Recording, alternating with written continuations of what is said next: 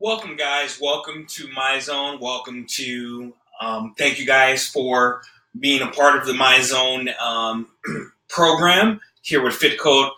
Um, it is something that can bring a lot to your workouts, to your recovery, and overall how you're feeling, and help you better navigate your workouts as well. So I'm going to talk about some of those things over the next 2 days. All right, next two parts. But part one, we're going to talk about some FAQs, how to get started, and things you need to get started right away with the MyZone.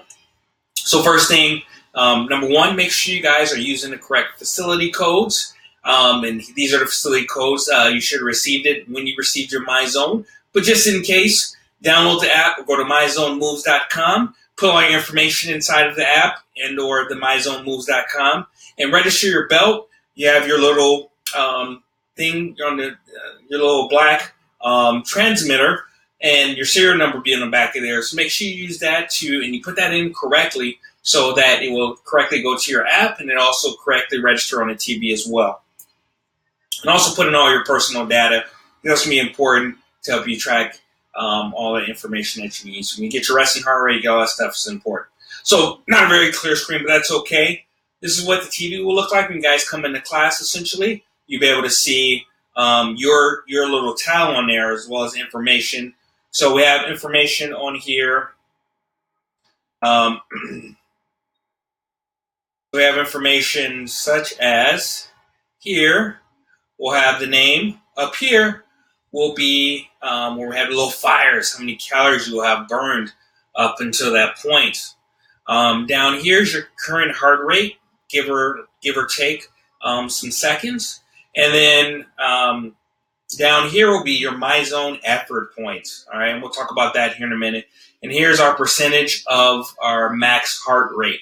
So the MyZone effort points will be based on, look at our next slide, what zone or what intensity that you're working out at.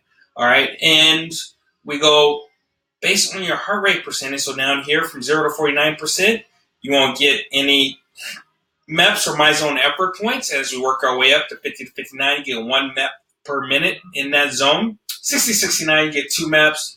70 79 is 3, 80 89, and 90 to 100. Each of those will get 4 MEP or MyZone effort points. So over the course of the workout, trying to see how much effort you're putting in relative to the workout itself.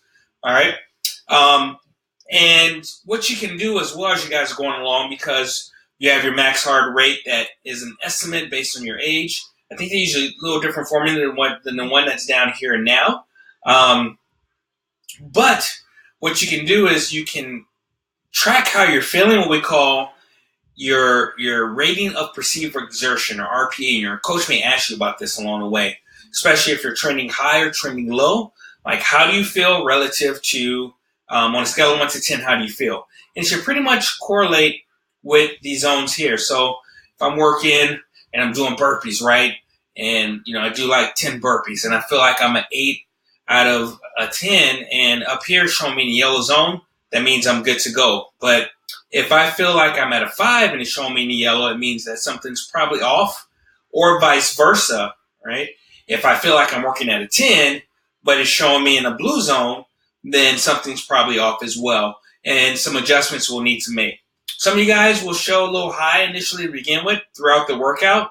And if that happens, then MyZone should automatically start to make adjustments for you. And you'll receive emails saying, hey, we've adjusted your max heart rate, we adjusted your max heart rate. And then eventually you should be pretty close to where you need to be. On the flip side, though, if you find out that you tend to track lower than your RPE versus your intensity zone, talk with your coach.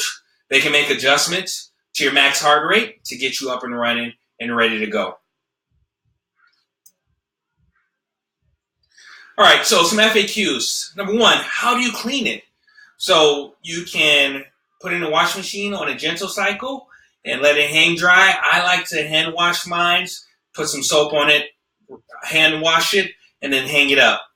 How to put it on. So make sure it's wet. Just a little moisture across the black electrodes will work. Make sure it's level as well. So sometimes if the back half is too low, then that may just kind of pull electrodes off a little bit. So make sure it's level across the chest and tight as well. If it's not working, disconnect the little transmitter and wet it again, and then try it again. See if that's working. If the app isn't working, delete it, reinstall. Also make sure that the serial number is the right one. It matches what's inside of the app. Make sure it's charged as well. And make sure you have the right serial number on, like I said, inside the app. So sometimes if not charged enough, if you have the MZ3, then what will happen is if it gets down a little 20, 30%, you see inside the app what your percentage is.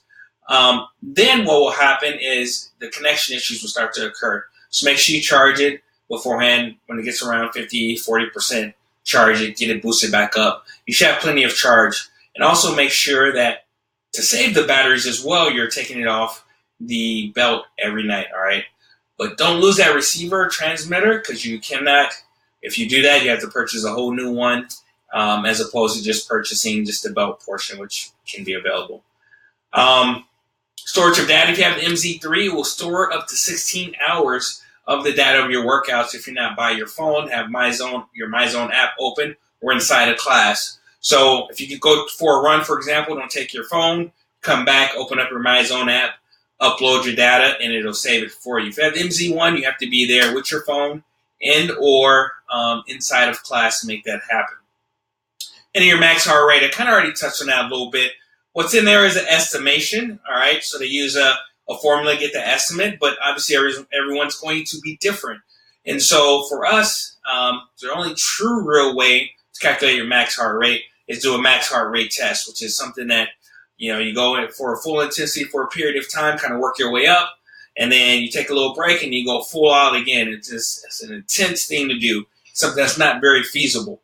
So what we'll do is we'll kind of estimate that based on the formula that's in there, and then we'll make adjustments, right? Because someone can be my age, and their max heart rate may be a little higher, some are lower, especially if you're taking medications. That will start to affect things as well. So a lot of factors that go into that. So we'll have to make micro adjustments along the way to get you close to where you need to be. So that's where that RPE versus the your heart rate percentage will come into play. And that's all we need to get started, guys. Tomorrow, you're going to get part 2. We're going to dig into a little more details of some of the things and really what to look for when you are training. I do want to touch on one thing before I almost forget. So I'm going to go back to the tiles. So when it comes to calories, of all the things up here, the least important piece, in my opinion, is going to be the calories. So, and the reason why I say that is because that is going to be the least accurate piece of information on here, right?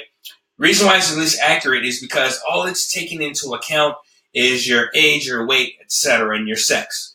And then obviously it's taking in your effort that you're putting in, where your heart rate at and everything else. But for example, myself, if I have someone next to me, I am 22 years old and I'm 41 years old and about 200 pounds, 5'9". So I have someone next to me that's to the left of me and they have less muscle than I do, right? And have someone to the right of me has more muscle. There's going to be different variations in terms of, and we're all the same weight, same height, in terms of how many calories we're actually burning during that workout, right? How efficient we are as well, things of that nature will all come into effect, where the heart rate monitor cannot exactly pick that up. It gives us an estimation, all right? But it's probably the least accurate thing on there. So don't get caught up in the calories that you're burning, all right? What you can use it for is use it to track your workouts over time and compare it against yourself, but not against other people, what other people are doing.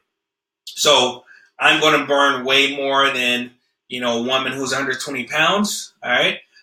The guy who's to the right of me, where it had the same demographics, except he has more muscle, he's going to burn more naturally than I would, all right?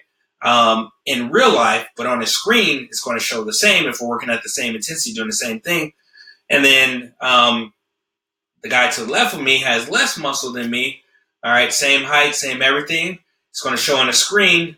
If our effort is the same, then it's going to show on the screen as the same calories burned, but I'll end up burning more calories in real life, all right? So hopefully that makes sense. So people often get stuck on the calories piece. In my opinion, the least important number on here, all right? And other than that, some more stuff to come tomorrow, like I said, and bring it.